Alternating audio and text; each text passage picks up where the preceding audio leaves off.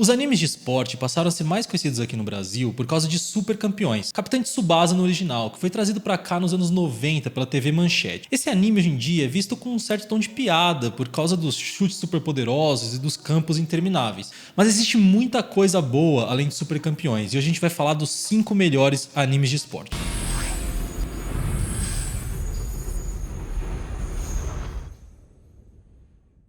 Em quinto lugar, eu coloco Eyeshield Nidwitch, ou Eyeshield 21, que conta a história do garoto Senna. No começo ali do anime, o Senna era um fracote, era o garoto que sempre era alvo de bullying, de maus tratos na escola e etc. Mas que durante a saga ali do anime vai se revelando como um dos principais jogadores de futebol americano do Japão. O Senna ele é muito rápido, ele possui uma velocidade descomunal, principalmente para os padrões ali de futebol americano de colegial. A história é muito interessante e além do Senna, tem vários personagens muito engraçados. Então a gente vai acompanhar a trajetória do time Devil Bats. Desses que eu tô trazendo aqui, é o anime mais fora da caixinha, vamos colocar assim. Menos pé no chão. Tem adolescentes com poderes quase sobre-humanos, com façanhas atléticas olímpicas. Além disso, esse anime possui uma veia muito forte na comédia, principalmente com o capitão do time, o Hiruma. Se você não viu, veja porque é muito engraçado, vale muito a pena. Em quarto lugar, eu coloco Aerono Sora, um anime de basquete que conta a história do garoto Sora. Sora ele tem uma característica muito particular, que é o seu tamanho. Se eu não me engano, ele tem por volta de 1,46 m logo que começa ali o colegial, o que é muito pequeno, principalmente para um anime que depende tanto da altura como o basquete. Errou! Mas o Sora compensa isso com um arremesso muito certeiro. Ele quase não erra arremessos, principalmente de 3. A história começa com o Sora se transferindo para um novo colégio, por motivos que eu não vou colocar aqui para não dar spoiler. E ele encontra o clube de basquete da escola completamente abandonado. Na realidade, tomado por arruaceiros que parecem não dar a mínima para o jogo. Conforme a história vai se desenvolvendo, você acaba percebendo que aqueles delinquentes eles são muito interessados no basquete. Principalmente os irmãos Hanazono, Momohoro e o Chiaki. Além de terem um interesse muito grande, uma paixão muito grande pelo basquetebol, eles são muito bons. Então, junto do Sora, eles acabam tomando para si a missão de ressuscitar o clube de basquete da escola. É um anime muito bom, porque além de ressaltar aspectos muito interessantes, técnicos do basquete, também mostra uma dinâmica de clube de esporte de um colégio comum japonês. Então vale muito a pena ser assistido. É um dos que eu mais gosto aqui dessa lista. Eu não coloquei ele um pouco mais pra frente, talvez em terceiro, porque ele tem poucos episódios, só saiu uma temporada de 50 episódios por enquanto. Mas se talvez ele tivesse um pouco mais pra frente, né, um pouco mais de quantidade de episódios, eu colocaria ele em terceiro lugar. Em terceiro lugar eu coloco Diamond no Ace, que conta a história do arremessador Eijun Sawamura. O Sawamura ele tem uma particularidade também muito interessante, que é o seu arremesso.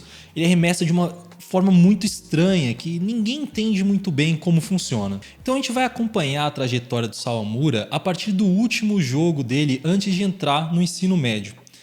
Ali ele é ofertado como uma bolsa de estudos para estudar numa das principais e mais tradicionais escolas do Japão, Seido High. Além da oportunidade óbvia de estudar numa das escolas mais tradicionais do Japão, o Sawamura fica encantado com a possibilidade de poder jogar o campeonato nacional. Então o anime vai contar a história de um jogador muito promissor, uma joia bruta que precisa ser lapidada entrando numa das escolas mais tradicionais do esporte japonês.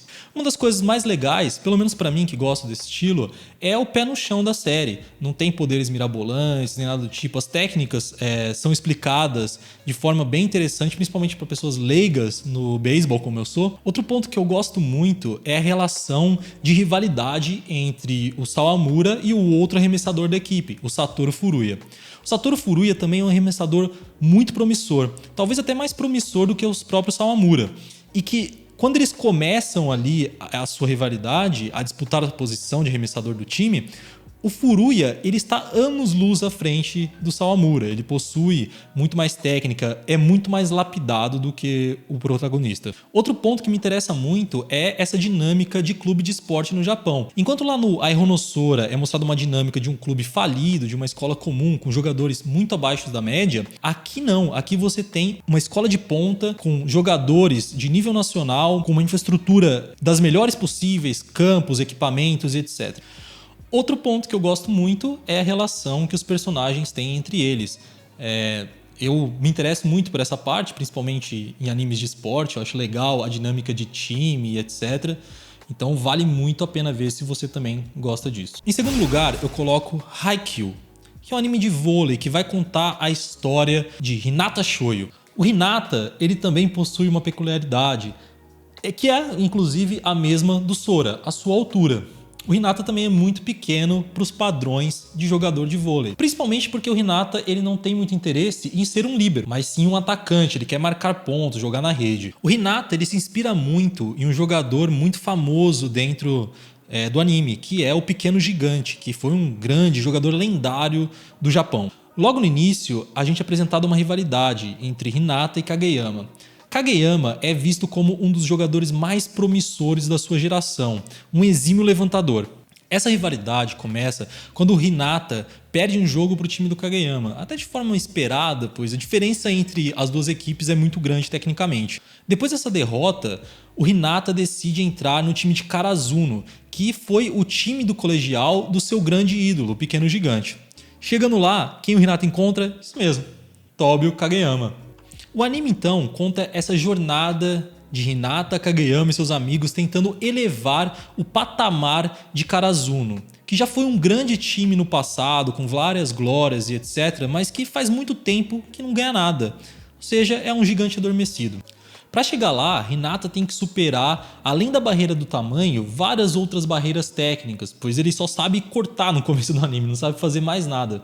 Então, apesar de ter pulos assombrosos e etc, ele precisa se desenvolver muito tecnicamente como um jogador de vôlei. Então é uma história de superação e desenvolvimento. O Hinata ele tem que superar essas barreiras para se colocar como não só um dos maiores jogadores de Karasuno, mas como um dos maiores jogadores do Japão. A animação é um show à parte, é um dos aspectos mais elogiados pela crítica. Os personagens também são muito interessantes, a dinâmica de grupo, novamente, é muito legal. Ou seja, é um anime que precisa muito ser visto.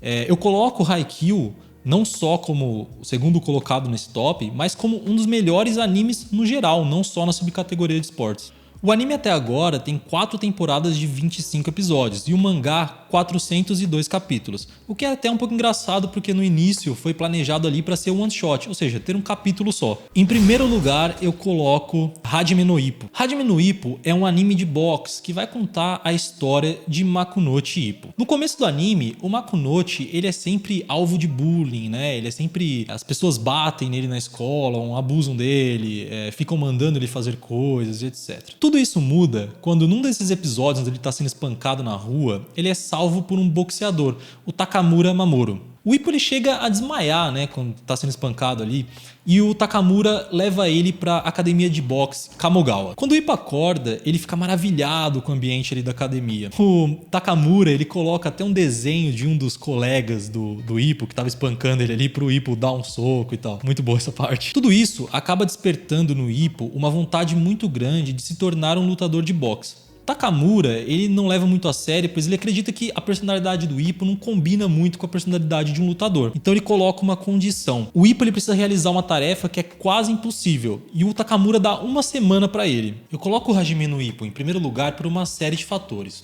O primeiro deles é a forma como o boxe é mostrado na série. Os treinos são muito interessantes. A forma como é mostrado, o treinamento... todo o desenvolvimento físico dos personagens é muito legal. As lutas são um show à parte. A forma como mostra, como cada técnica impacta na luta, como os treinos, tudo que foi treinado, né, seja fisicamente, tecnicamente, impacta em cada luta, é muito legal mesmo. O segundo fator são os personagens.